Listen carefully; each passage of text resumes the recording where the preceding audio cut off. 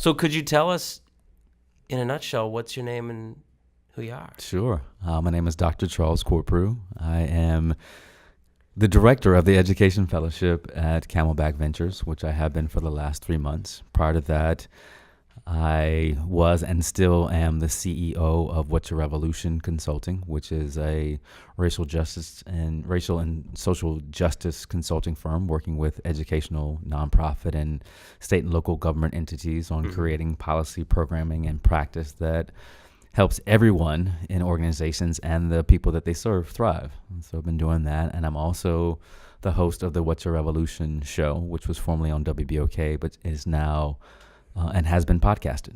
So a number of things going on right now. Very, very, very busy. Where do we start? What's moving? What's moving? What's moving is I'm excited about announcing our 2019 cohort of Camelback Fellows. Camelback Fellows. So we're gonna have Aaron on in a couple of weeks. Word. Aaron is CEO my Camelback. boss. He's the CEO, wonderful, revolutionary man who thought about, how do we help entrepreneurs and women of color Yeah. build their ideals around education and help them scale. And some of our fellows are making tremendous strides in education across the country. One thing I love about the way in which Camelback works is sort of twofold. One is that it's absolutely unapologetic in terms of its mission, its vision, its values. They go like, listen, here's the deal. We're not going to pay lip service to some grand ideation of social justice in the most diffuse, least defined kind of sense. No. We're starting with this and we're saying there is a problem that we see fundamentally, and it has to do with funding, scale, and representation of entrepreneurs that have been historically underrepresented, and that is what we are going to address. I just love it because it's everything that is just sort of clearly defined and just directly spoken. And it's one of these things where you go, it's like the Innocence Project in town. You're familiar with the Innocence Yes, Project? I am. They exonerate folks that have been wrongly accused of life sentences using DNA data. It's not really, it's not a thing that you can just say, well, I'd prefer that that's not the case. You can't come to Right. somebody and be like, well, I just wish there'd be like fewer women and underrepresented entrepreneurs. Like, I wish there would just be many fewer. Like, nobody is really making that case. And if you are, like, you're Something's typically wrong. not in that environment. Exactly. It is very unapologetic. And I think that is the reason why, when presented with the opportunity to come to Camelback, I said yes. And one of the questions that Aaron asked me when I was interviewing, he was like, why do you, Dr. Corprew, want to come work with us? I said, because I believe in your mission and I believe in you. And that's something big for me to say. I'm gonna not push my dream aside, but I'm going to lend my resources and my expertise and my knowledge to something that I think is much, much bigger than me. It links to kind of your personal mission, your driving force. It does. What is your personal mission, your driving force? So my mission is to ask and answer the question, what's your revolution?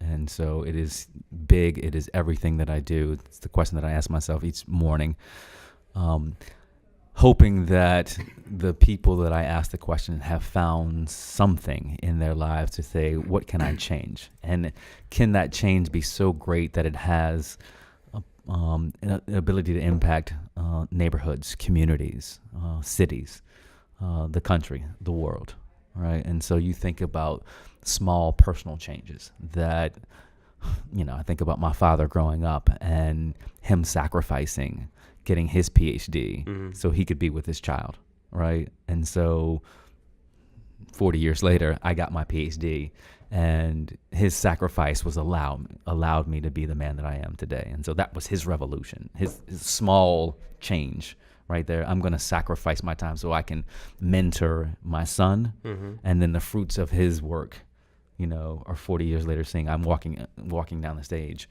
with that regalia on, thinking that my father made this sacrifice. How do people know what their personal revolution is? That's a good question, because do they know? Is it the case where some people know? The conductor doesn't know how he does it. He just does it. Some people don't know. When I ask them that question, they say, you know what, I've never thought about it. I've never thought about this question. What's the change? What's the personal or global change that I want to make? But that's the spark. That is the spark for some people. Like, wow, I've never really thought about this, but I'm going to think about it. Mm-hmm. And there have been, hundreds of people who have said, hey, Charles, I don't know this answer, but have come back to me and said, hey, based on our conversation, I can give you an answer now. And I love recording that. Like on my Instagram page, you can see different people answering that question, what's a revolution? And one of them came back, said, I didn't know the first time you asked me, but now this is what I'm thinking Sparked about. it. Yeah. So I love it. So is that your revolution, is to be asking that question? I don't know if if that seems recursive, right? Yeah, I don't know if I've ever thought about it that way. That's my revolution, to continue to spark that. But I think it's part of that. For me, if somebody asked me my own question, it's to be consistent. It's to be, to think about, how do I stay steadfast in my goals, stay steadfast in the things that I want to see change, changes in myself, changes in my community. We think about New Orleans, and we'll get into that, what I've seen over the last 14 years. How do I consistently make inroads in this city? So With the goal, what's the goal? For me, it's always been around boys and men of color. Yeah. And knowing that we have a large population of boys and men of color who are unemployed, who are undereducated. And so I've worked around mental health and well-being. So my PhD is in psychological science from Tulane. And for the last 14 years, it's been in education and mental health. And so the goal is to see men thriving, to see men getting up, going to work, being models like my father was for me, right? That's my goal, to see that there are no disparities, that men wake up and say, I'm going to work and I've got a great education and I can provide for my family. I can be a good role model. I can stymie the crime that's in our city, that happens so often in our city, that takes so many lives. What does that look like? What are you up against? What's happening? What am I up against? That's a I don't know. Where's this podcast going? I think we're up against a lot of different systematic forces. We're still in our charter school experiment, and we're still pushing out too many, people of color. And, as we gentrify our neighborhoods and lack the resources, the community resources that are going to bring people back into neighborhoods where we need.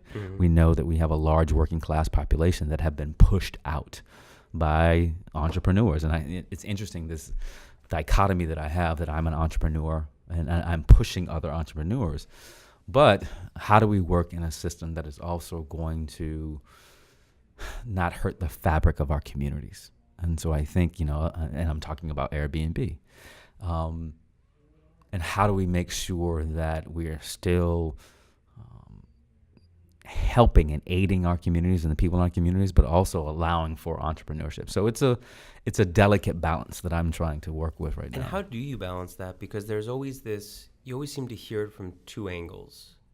There's the more modern sort of social systemic angle that looks at systems, looks at government, looks at corporations and commerce.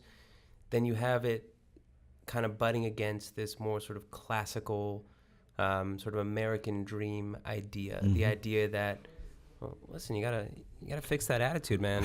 Like, you gotta buck up and you gotta put the hours in. And that's right. And both of them are true in some way. Yes. I believe in hard work. I grew up in a family where my mother and father got up every day, and created a space for me to thrive. But they worked very hard every day. And my father just celebrated his 90th birthday. Wow. And one thing I said, as we had a huge party for him, and I was able to, speak on his behalf and speak for our family. But one thing he always said, if you borrow $1 from me, you're going to pay me that $1 back. Right. And so I've always instilled that value, that if I borrow, pay it back. Yeah. Right. And so, I have pretty good credit because that value of, paying your debts, hard work. But I also know, having experiences of racism and discrimination. Yes. Yeah. Going to school at James Madison University and experiencing discrimination from professors and from classmates, and how that, can stymie someone's will if they're experiencing that. There are mental health aspects that have been researched that hinder people. And so how do you overcome those as well? So if we get back to that that conversation you said, there's that American dream, pull it up, the capitalism, but how do we make sure also from a systemic point that everybody has that opportunity to experience the American dream? And so that's where we look at the systemic factors. Exactly. Right. And so how do we break down the systems that have provided, the means to really achieve the American dream, to say, okay, if we're going to be equitable, everyone should be able to have this American dream, right? To go out and buy a house, and bring their families in and enjoy the communities. That's being lost. Mm-hmm. Yeah. And so it's really interesting, like I said, being an entrepreneur and looking at ways to increase my monetary value, my financial value. You're living in two worlds almost. It is definitely living in two worlds. Not even looked at it. Put a contract on home last week that was accepted, and it's like, okay, so how do I balance my own entrepreneurial spirit, knowing that I want to make, but also knowing that we have between an investment right, exactly. Yeah. Well, investment as well as me living alongside, but knowing that there is between 28 and 38,000 people who are on the Section 8 rolls here in New Orleans. Imagine that. Yeah. 28 to 38,000 people who are on a wait list. And it's something that once the ball gets rolling, it starts to just really calcify itself as a system. It becomes incredibly hard to move. Exactly. People become reliant on it. And as much as you might want the goal to be that people are able to not have to be reliant on those types of services, it's so interwoven with things like the educational system and the job system in the city. You just can't disaggregate the whole. It's this sort of Gordian knot situation. Exactly. And what's the argument against having low-income housing? Knowing that New Orleans is largely a working-class city, yes, and we're a tourism city, and people who make the economy go, right? We were thinking about what does minimum wage look like if we go up to $15 an hour, then, right? Are we providing opportunities for people to thrive? But if there's still no place to live because certain sections of the city are full Airbnb now, yeah, right? Because of that balance of entrepreneur, I can make more money. As I thought about this property, I said, well, how much money can I make? Mm-hmm. And so I started polling my friends who have Airbnbs, and they were like, I was making $1,200 a month, when I was renting it out. I'm making $2,500, $3,000, and depending on what's in town, I can make upwards to $5,000 a month. Mm-hmm. And so you're like, wow, like $1,200 a month versus $5,000 a month. Yeah. Yeah. And so it becomes so this. What's the balance? Yeah. Well, and it's so interesting because you're interweaving questions of entrepreneurship, and you're overlaying this sort of ethical, social, and very deeply personal framework on top of it. And it's funny because I heard you're telling me a little bit about your college experience, and the first thing that pops into my head are the experiences that I have oftentimes talking to my friends of color who, it's like, how do you explain to people that you're sometimes just literally just being gaslit by society? So how do you disaggregate I'm here because I'm competent and because I'm doing something well versus I'm here for ulterior reasons, or why is this person addressing me in this kind of way? How do you, that is such an incredibly complex ecosystem to navigate. It is. One of the great things about coming to Camelback is that we're working through this concept of conscious leadership. What does that mean, conscious leadership? So really thinking about how you are showing up as a leader. And so consciously thinking through, how am I processing, how am I verbalizing, how am I behaving, right? And how I'm even conceptualizing and internalizing things that happen. So one of the tenets is about taking 100% responsibility, mm-hmm. right? No matter what, mm-hmm. right? So you come and have an egregious act against me. I still have to take 100% responsibility in some way for what happened, even if that 100% responsibility is how I react to it. Because that's all you can control. Right, that's all I can control. So I was talking to one of my coaches today, and I was getting off a plane the other night, and you get off the planes, you're trying to get bags, different things. There was two women who had to get past me to get their bags. So I just decided to reach back and get their bags so they wouldn't have to walk all the way back. Sure. Right. Just to be nice. Right. so there was a gentleman next to me, and he looked at me. He said, "You would have really been a good bag boy." Right? What? Yeah. And so in my mind, I'm like, "You racist." Yeah, you spun right Right, up. You're like, right. Right. And so that's what I'm thinking. And then the other thought was, I said, in my mind, I was like, well, you're right. I might have been if I weren't a doctor. Right. Yeah. But then I was like, yeah, you want to flip the bird and just hope there's not an air marshal on this thing. Exactly. But in that moment, I said, you know what? It's 10:30 at night. Does it really bother me? Right? What's it going to do? Did they think they were being funny? I don't know what it was, but I realized that in that 100% responsibility, this is how I'm going to react to this. And I shook my head and I kept it moving. Yeah. Yeah. And so sometimes 100% responsibility is just how are you reacting to the situation that happened? So in turn, you know, how are we taking 100% responsibility to what's going on? So the pushback is that, you know, from a race or gender perspective, right, when there's inequity, they're like, I'm supposed to take 100% responsibility? There's still how we react and how we show up is still with grace and passion. Exactly. Yeah. And so because in a certain way, somebody is never going to understand. Exactly. And that's simply the truth of life. Mm-hmm. And so we pick and choose our battles. People are just not going to understand. Mm-hmm. Yeah. And there's an element of suffering to that. There's an element of loneliness. It is. But exactly what you say is, what can you do about it? Right. You pick and choose your battles, and that comes back to the question of what's your revolution. Where are you revolutionary, and where are those times that you need to be revolutionary? Yeah. That wasn't that time for me. You know, it was just, there you go. Yeah, it was like, and it doesn't change your credibility as an advocate, your integrity as a human, right. your intellect. It changes none of that. Right. It says more about your ability to self-control and determine the right moment or the wrong moment. Exactly. And that's what we have to think about around conscious leadership and showing up. How are we internalizing it? You know, because you could be at a certain level. And I think one of the tendencies is leading below the line. And that's what does that mean, leading below the line? Leading below the line is leading with emotion.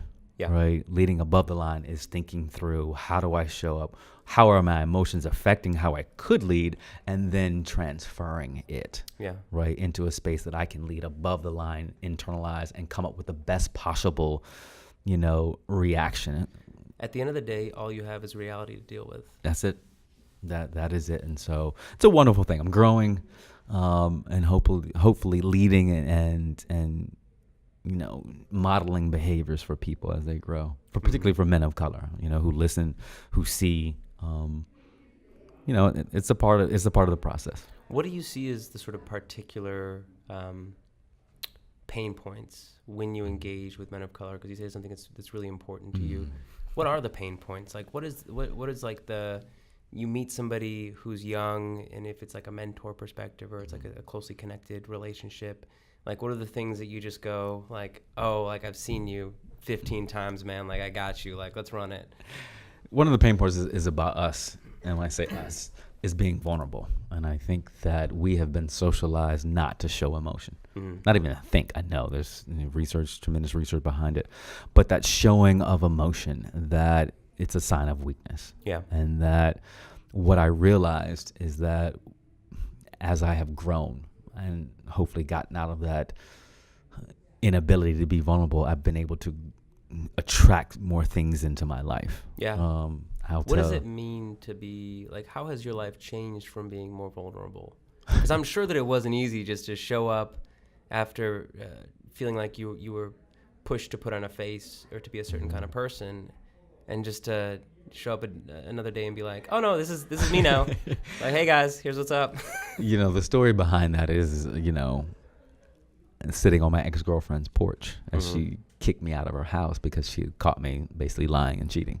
Wow. Right. And at that point in time, realizing that, why was I lying and cheating? Because I couldn't be vulnerable enough with her to tell her how I was really feeling about our relationship. Wow. Right. I wasn't so taking. You just let it road. Yep. You played the part. Exactly. Went through the motions. Exactly. And knowing that I was not fully happy with the way the situation was. Wonderful woman who gave everything that she could, but the situation didn't present itself in a manner that was healthy for us. And I was never honest enough to say, this does not work for me. Yeah.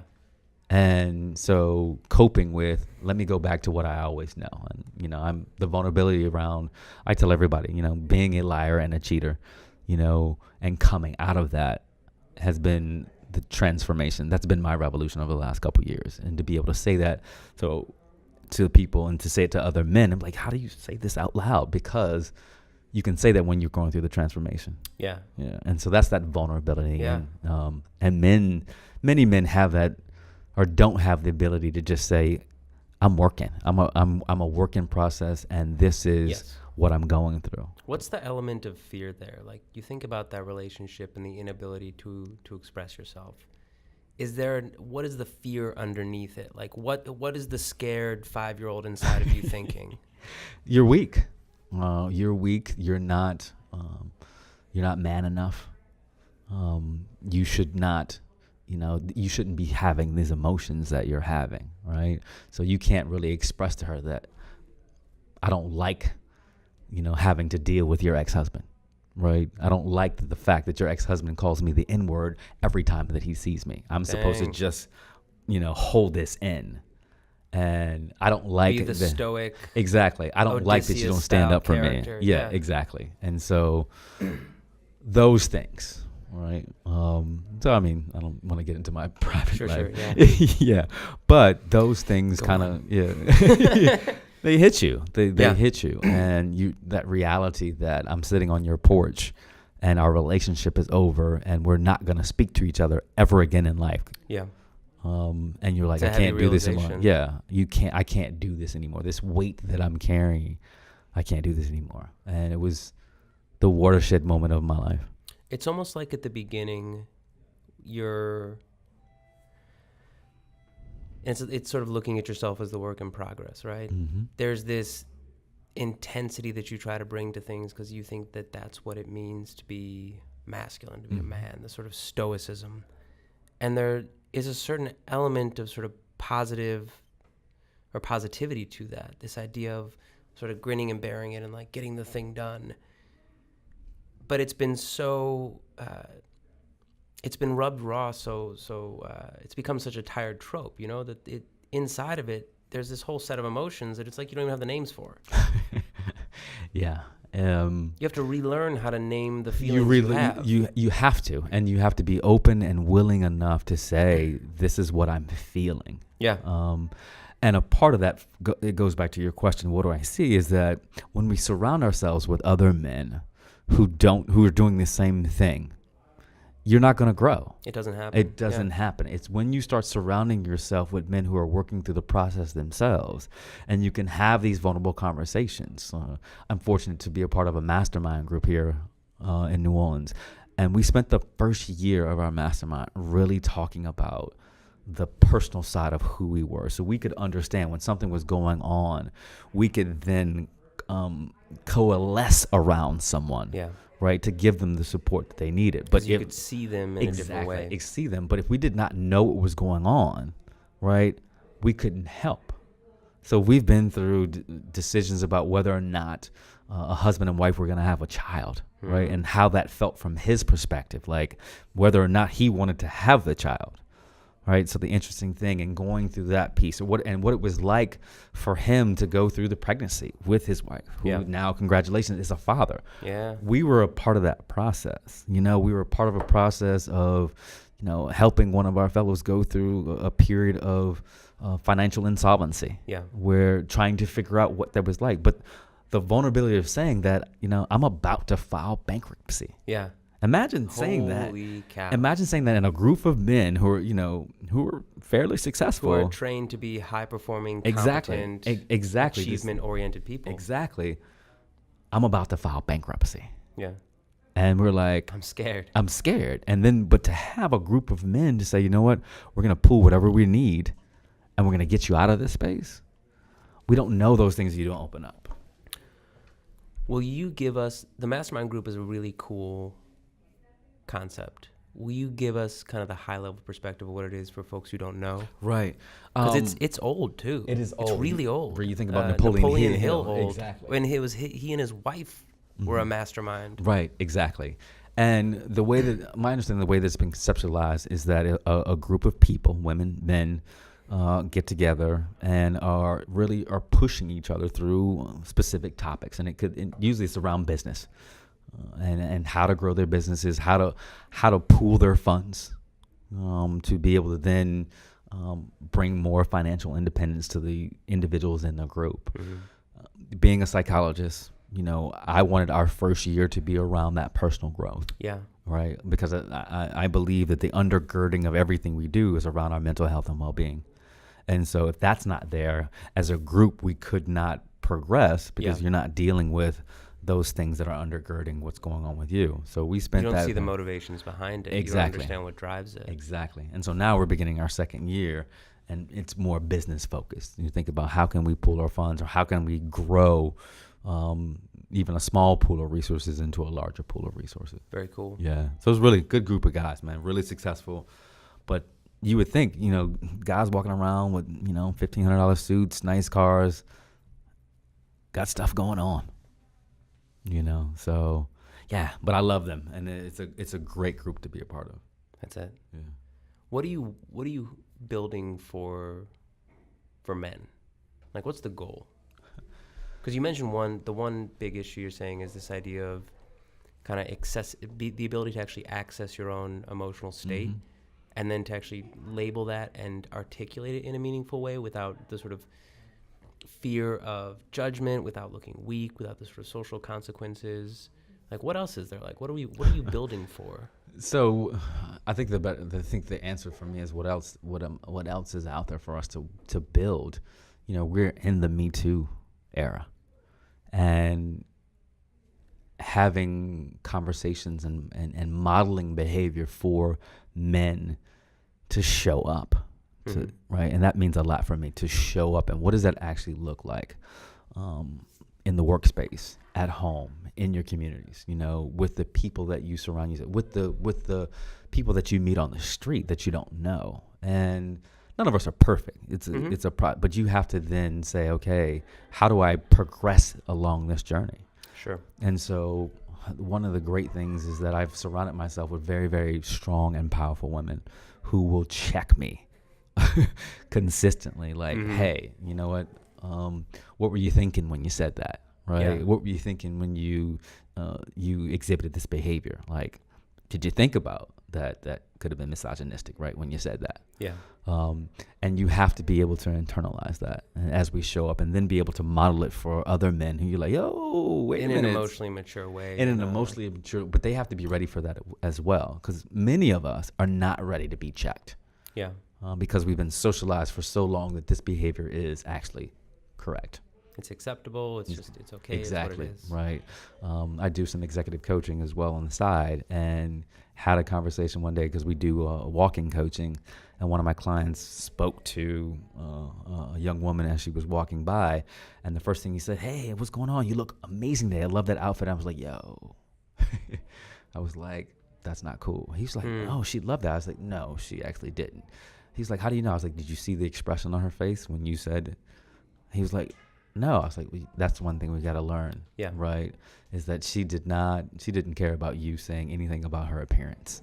And so, but we've been socialized that women are ornamental, and what they put on their bodies is ornamental, and that's what they're looking for, as a compliment from men, from the patriarchy, to say, you look good, you're accepted. And that's not it. And I'm not the guy to sit on a perch. So what do you recommend to them? Like, what do you... I just said, these are deep learned behaviors. Mm-hmm. These are societal tropes. These are obviously shifting and changing, but deeply ingrained.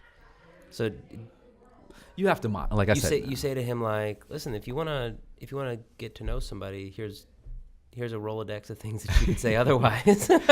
True, but first it's like building that relationship with them, where I'm respected enough to say, maybe Charles is right. Saying something meaningful. Right. Yeah, saying something meaningful. So when I was like, whoa, like, nah, that's not cool. He was listening. Yeah. Like, why is that not cool? But I had to build that relationship with him for him to understand. And he had to, that's one thing.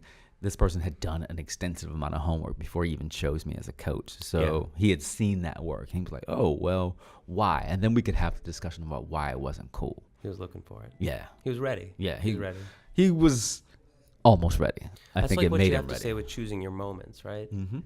Like it's as much the kind of set and setting to know when the intervention is going to be really effective. I would agree. How does the psychology play a role for you? What do you mean? Like, does it play a role in everything that I do? I mean, in some sense, right? No, it plays a role in everything that I do. When it comes to my personal transformation, when it becomes looking at behavior and why people behave, the running joke with psychologists is, are you analyzing me? Yeah. Well, I say no until you make me analyze you. Yeah. Right. And so then you begin the wheel starts spinning.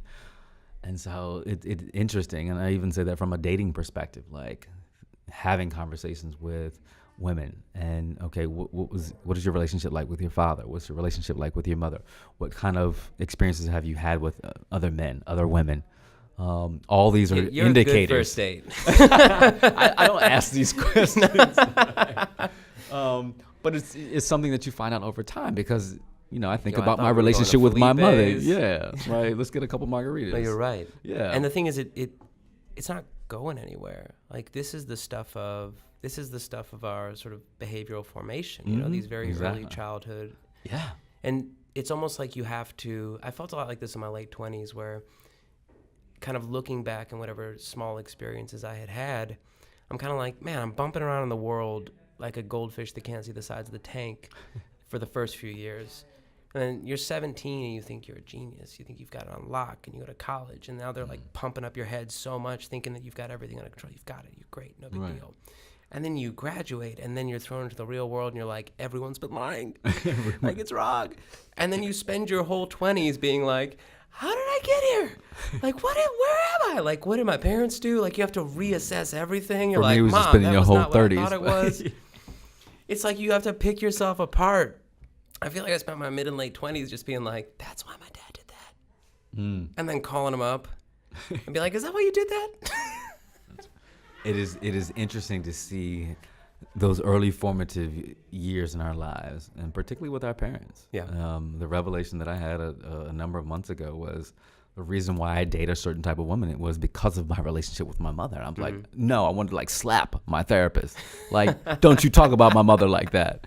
But it was really, really interesting. And if you can unearth that, it's going to illuminate so many things for you. What do guys need to figure out about these intimate relationships?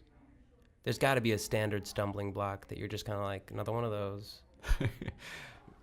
That's a great question. What do they need to? I think the underlying rationales for why they may have patterns in dating. I think that's the thing. For me, and I can only pray I have had a dating profile for a long time, and that dating profile clearly has not worked. And being able to unearth why this pattern exists has shifted how I perceive the world and how I perceive my dating. Have you seen this Harville Hendrix book, Getting the Love You Want? No. It's fascinating. Interesting. Super fascinating. Their premise is that you have it's kind of built off of like a revised version of like a psychoanalytic framework, where this idea is that you're kind of working for a conscious partnership with your romantic partner, and you're teaching yourself to see that person as a kid that is seeking something from a relationship in their life. So it's like you're looking at like the child version of you, and you are looking for a certain kind of woman because there are certain things that you were trying to get out of your mom, behaviors that you would have as a way to like fulfill a need or a lack or a thing that you wanted. And so teaching couples how to see each other in that way, and then to reframe their relationship to one of not being reactionary, because inevitably what they are saying is that people find themselves with people who wind up just like the people who weren't giving them the things that they wanted at the beginning. Exactly. Because they didn't have it at the beginning. So it's about teaching each other to become advocates for each other relationally, and then responsible for sort of doing the work and building the strength in those places that feel soft that you're trying to cover in a naive way. Right. No, that's interesting. I'm gonna have to check that out. It was good. You I know, put work in on that book. Yeah, you know what I'm saying? So two I kids. called my mom after that one. Yeah. It sounds like two kids playing in the sandbox actually, doing what they need to do to play well. Yeah. Yeah. Yeah. Yeah. To love each other. To There's so much that's unconscious about just sort of performative relationships. Yeah. And what are successful and why you see certain couples that are successful and what makes them work and what's that work look like for them every day, like the successful couples. And that comes back for men, I don't know what it's like for women, but that vulnerability piece, to sit in it. Yeah. To sit in it when it's uncomfortable. Yeah, to scream a little bit. Yeah, and to sit in that vulnerability and honesty space. Like, I need to say this. This is not going to be easy for me to say this, but our relationship hopefully will be able to weather this. But if I don't see this, it's going to continue to erode me, and I'm going to despise you because of this. There's like a fear of annihilation. Like, I'm not saying it because if I say it, I will upset the apple cart so badly that I will die. Mm-hmm. Exactly. Like 5-year-old me is like, I'm dead. It's over. She's going to hate me. Yeah, essentially. Right. And we, scientifically want affirmation and love. Mm-hmm. It's a part of that. Our serotonin levels increase when people affirm us, when people show us love, right? The interesting thing about levels of oxytocin, the bonding hormone, right? And many people, I won't talk about how it increases, at what time it increases for women, but I'll talk about how it increases for men. Okay. Right? Are you leaving details out? This is a very detail-oriented webcast. So, are you trying to keep it? So I'm trying to keep it PG. This is not a PG webcast. I'm trying to keep it PG. So for women, their greatest levels of oxytocin secretion is at orgasm. And you would think that it would be similar for men. It's not. Go on. Right. So it's oxytocin levels actually increase during cuddle time and holding hands. For guys. That's so interesting. Exactly. Right. Because from an evolutionary perspective, orgasm is a release. But for men, evolutionary, we want to be able to spread our seeds. Right. And so, but the bonding hormones for women, I want to take in. I want you to be my partner. Yeah. Right. And so, but holding hands is a sign of I want to be with you. Wow. Cuddling, hugging. So we're hijacked by our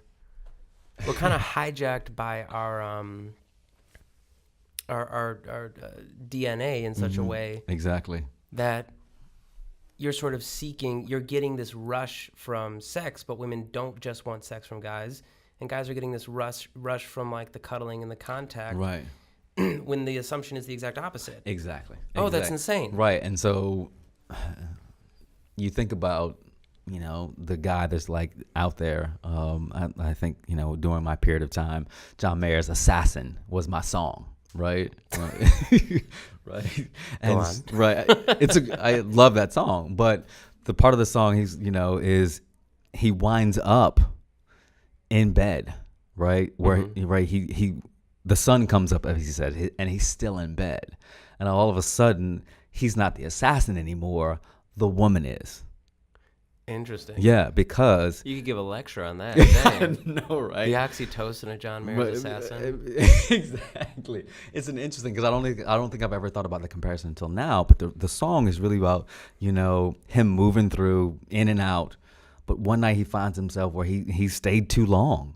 And all of a sudden the sun comes up. Yeah, the sun comes up and he's like, you're the person that I want to be with. Dang. Yeah. We just want to cuddle. At the end of the day. This is what dudes are not talking about. They're we not just want to cuddle. Right. All right. Dr. Charles Corprew said it. Men just want to cuddle. I'm with that. Yeah, I'm with that I'm too. a strong proponent of cuddling. I'm a strong proponent. I'm a cuddle buddy. Plus I got a really nice couch. Yeah. Nice bed. I got a weighted blanket. The weighted blanket is the hookup.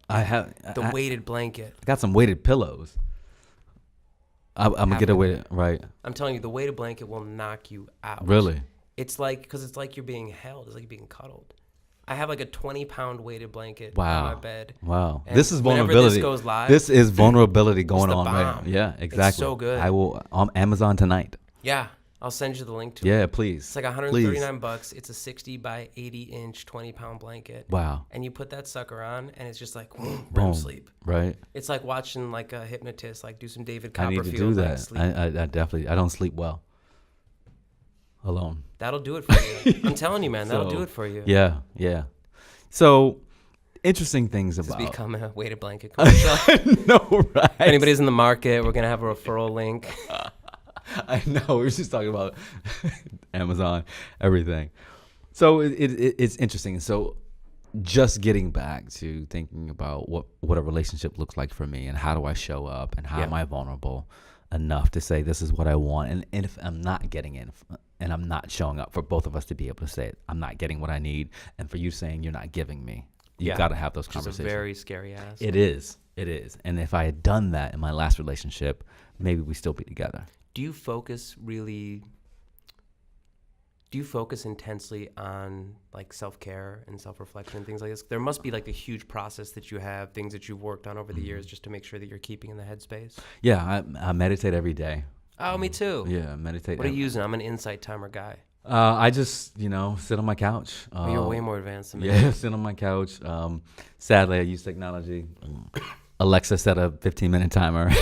That's awesome. And so I sit on my couch. Alexa, light the incense. Yeah, I wish. And meditate for 15 minutes and really, I'll focus on a word, what I want the intention for the day to be, and I'll focus on that.